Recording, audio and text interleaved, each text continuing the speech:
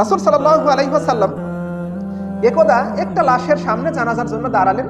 যখন রাসূল সাল্লাল্লাহু আলাইহি ওয়াসাল্লাম বললেন যে এর কি কোনো ঋণ আছে, তখন সাহাবায়ে কেরামের মধ্যে একজন বললেন যে আল্লাহর নবী, এর ঋণ আছে। তখন রাসূল সাল্লাল্লাহু আলাইহি ওয়াসাল্লাম জানাজার সামনে থেকে চলে গেলেন, গিয়ে বললেন যে এই জানাজা আমি পড়াবো না, এর জানাজা আমি পড়াবো না। তখন রাসূল সাল্লাল্লাহু আলাইহি ওয়াসাল্লাম বললেন যে তোমাদের মধ্যে কেউ কি এই মুর্দার ঋণ শোধ করার জন্য জিম্মা নিবা, যে তার ঋণ শোধ করবে? তখন আলী রাদিয়াল্লাহু আনহু বললেন যে আল্লাহ রাসূল, আমি এই ঋণ শোধ করার দায়িত্ব নিলাম। তখন আল্লাহ রাসূলের সাথে তার জানাজা পড়ালেন। আপনি কি বলছেন? মানুষের কাছ থেকে টাকা পয়সা ধার নিয়ে, কর্জ নিয়ে আপনি মারা গেলেন। মারা যাওয়ার পর আপনার সন্তান বলছে যে আমার পিতার ঋণ থাকলে আমাকে বলবেন, আমি শোধ করার চেষ্টা করব।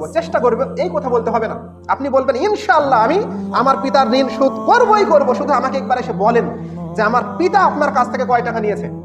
এই তো কথা, চেষ্টার কোনো শব্দ এখানে আসবে না। দ্বিতীয় বিষয় হচ্ছে, দেখেন যে ভণ্ডামি আমাদের বাংলাদেশ সহ অন্যান্য দেশেও হয়তো চলে এটা, যে লাশ সামনে নিয়ে অনেক ভাষণ দেওয়া হয়। এগুলো যেন আমরা না করি। শুধু কতটুকু কথা বলবো যে এই মাইয়াতের ঋণ আছে কিনা, যদি ঋণ থাকে তাহলে এই শোধ করার দায়িত্ব কে নিবে, তার কোন সন্তান নিবে, এতটুকুই।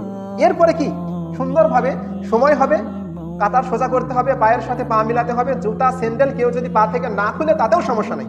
জানাজার সালাত 4 তাকবীরে শুরু করতে হবে। সম্মানিত উপস্থিতি।